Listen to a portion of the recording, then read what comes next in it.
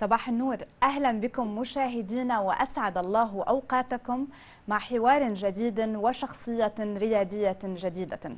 رائد أعمال نشط في ويب 2 و3 وخبير في إنشاء وتنمية الشركات في مجال التشفير وصناعة الألعاب المنظمة.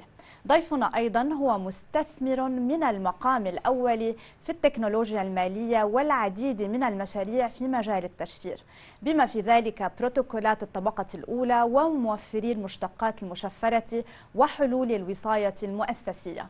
للتعرف أكثر على هذا العالم المشفر وآخر مستجداته في المنطقة، يسعدني أن أحاور في الاستوديو اليوم رائد الأعمال النمساوي هوبرتوس ثونهاوزر، رئيس مجلس إدارة مؤسسة تيزوس المتخصصة بالبلوك تشين وشريكا في شركة جاف كابيتال، أول شركة للعملات المشفرة في مرحلة مبكرة من رأس المال الاستثماري.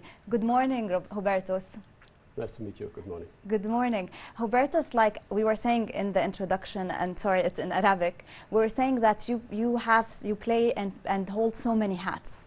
Like you are expert in blockchain, in crypto, in fintech, in gaming, and many more.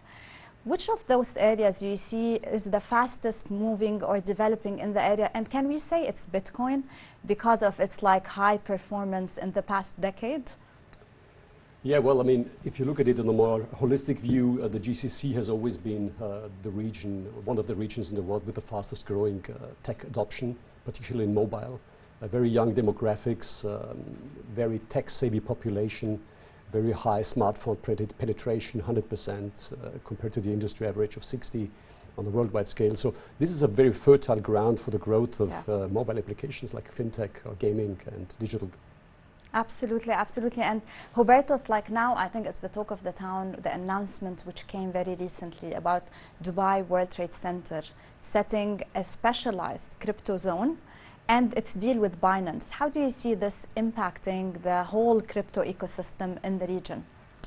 Yeah, I think it's not the first free zone that tries to create a regulatory framework for crypto and blockchain. The MCC has tried it before, the IFC as well. I think what the World Trade Center is doing now, the World Trade Center free zone, could be a game changer, absolutely. I really expect to see a regulatory framework that includes all areas of crypto, tokens, exchanges, custodians, everything around that, maybe even on-ramp for DeFi. So it's very exciting. And to have Binance as a lighthouse company spearheading that, it will only, create followers and enhance the ecosystem. Yeah. And when do you see it's going to kick off? Well, I don't know. I think the fact it was announced is already a good sign. And as you know, Dubai things move very fast. So I think this will certainly happen in the early next year. And I think the industry is really waiting for it. Yes, it is actually. It's been like a while waiting for it. And as you mentioned, the MCC started it before the IFC. And speaking about regulations, as you mentioned, where do you see the status of compliance, of governance, and those crypto regulations? Do you think like it's well established or there's a way to go? Technology is moving faster than regulation. That's generally the case, and even more so in one of the fastest growing technologies that we see now, which is crypto. It's growing faster, twice as fast as the internet used to grow back in the 90s. So I think it's hard for a regulator to catch up, but I think Dubai is really in the forefront, and particularly this initiative with the free zones will help to create clarity. And clarity is very important also for the incumbents. Think about banks, financial institutions who today are a little uncomfortable dealing with this industry. They need a regulatory framework to tap into it. Yeah, do you actually, regarding this point specifically, do you see like when entrepreneurs establish in this field, do you see they have fear that there's no enough compliance and regulatory framework? Or do you see people who's dealing with those entrepreneurs from outside, they fear that Dubai doesn't have regulations yet, or UAE? Like, is it the fear of lack of regulation when we establish the companies or dealing with companies in this space? I think in the crypto space in general, regulation is not the first concern, but when you develop the businesses and develop these business models and touch retail, then you need to have a framework, because the job of the regulator is to protect the retail crowd. So I think it's a good thing overall, but I don't think the lack of a regulation has been a concern so far for crypto entrepreneurs to set up shop in Dubai, because regulation is pretty unclear also in other parts of the world. Yeah. Speaking about entrepreneurs, you're also, as we mentioned, you're an expert in fintech and Web 2 and 3. So for entrepreneurs in this field, specifically Web 2 and 3, which is like people don't know enough about it, if you can also explain to us more about it, and what are the things which entrepreneurs should keep in mind when thinking of this field? Well, Web 3 is substantially the evolution of the internet. So Yes. Web 2 as we know it today, it's the big tech companies who use customer data to create their business models. Web 3 is an evolution thereof, and it really is the first time that the user can own a part of the infrastructure by buying a token. So that's completely game-changing, and the Web 3 obviously embodies a lot of network effects. That's the reason why it's the fastest growing technology in humankind. Yeah. For entrepreneurs, tapping into this field, I think apart from the main issue that you need to just find a solution for a real-world problem, I think the two main aspects to consider in Web 3 is that you need to choose your investors wisely. Capital today has become a commodity. It's very easy today for people to raise funds in this industry. So it's important that investors, venture capital firms, do not only provide capital, but something beyond: connections, contacts, and most of all, community. And I think community is a very important part in Web 3 because community creates this network effect. And I would argue it's even as important as capital. Yeah, absolutely, absolutely. And you are an investor in this space, like big time, yeah? What are the recent projects you're working on?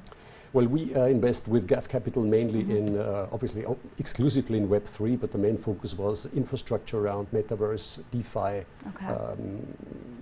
gaming particularly, which is a very fast-growing segment in the Web 3 industry itself. Yeah, actually Metaverse, with the recent announcement of Facebook, like Meta, where do you see this heading?